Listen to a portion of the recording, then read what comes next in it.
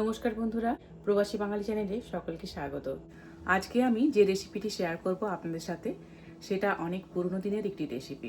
ছোটবেলায় মা, জেঠিমা, ঠাকুমাদের হাতে বানানো এই রেসিপিটি আমাদের বাড়িতে খুবই হতো। তো বর্ষাকাল হলেই কিন্তু এই রেসিপিটি হতো আমাদের বাড়িতে। তিলের তো অনেক রকমের রেসিপি করে খেয়েছেন, একবার অন্তত আমি যে রেসিপিটি আজকে বানাচ্ছি এটি বানিয়ে দেখবেন, সবাই কিন্তু খুব পছন্দ করবে। তাহলে চলুন রেসিপিটি শুরু করি। আমি প্রথমেই নিয়ে নিচ্ছি এখানে 1/4 কাপ সাদা কাঁচা তেল, আর নিয়ে নিচ্ছি 1 টেবিল চামচ পোস্তদানা। অল্প পরিমাণে এই তিলের সাথে যদি পোস্ত মিশিয়ে দেওয়া হয়, তিল বাটাটা খেতে খুবই ভালো হয়। এবার এই পোস্তদানা আর কাঁচা তিল আমি হালকা করে এখন একটু ফ্রাই করে নেব। আমি প্রথমে তিলগুলো একটু হালকা করে ফ্রাই করে নেব। আর অনেকে কাঁচা তিলেও করেন, তবে যদি এইভাবে একটু তিলটা হালকা করে ফ্রাই করে নেওয়া হয় তাহলে টেস্ট কিন্তু দ্বিগুণ হয়ে যায়। তিলগুলো হালকা ফ্রাই করে নিয়েছি, একটা সুন্দর গন্ধও বেরোচ্ছে। এবার এর মধ্যে আমি পোস্তটা দিয়ে দেব।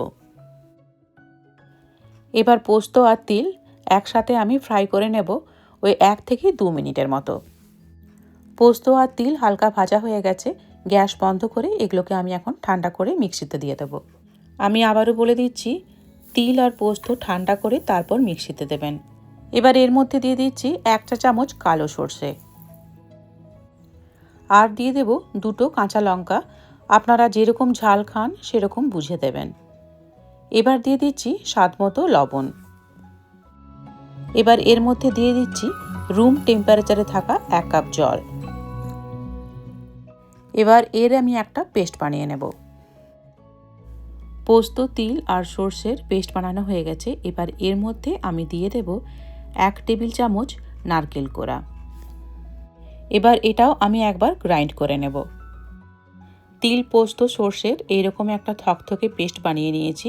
এবার এটাকে একটা অন্য বাটিতে আমি ঢেলে নিচ্ছি। এর মধ্যে দিয়ে দিচ্ছি খুব অল্প পরিমাণে সুগার, আর দিয়ে দিচ্ছি 1 টেবিল চামচ সর্ষের তেল। এবার হাত দিয়ে আমি এই তেল আর চিনিটা ভালো করে মাখিয়ে নেব। এই তিল পোস্ত বাটার মধ্যে একটুখানি যদি চিনি দেওয়া হয় তাহলে একটা অন্য মাত্রা এনে দেয় স্বাদের। শিলনোড়ায় বাটলে সব থেকে বেশি ভালো হতো। বাড়িতে শিলনোড়া না থাকলে এইভাবে মিক্সিতে বানিয়ে নিলেও কিন্তু টেস্ট একই থাকে।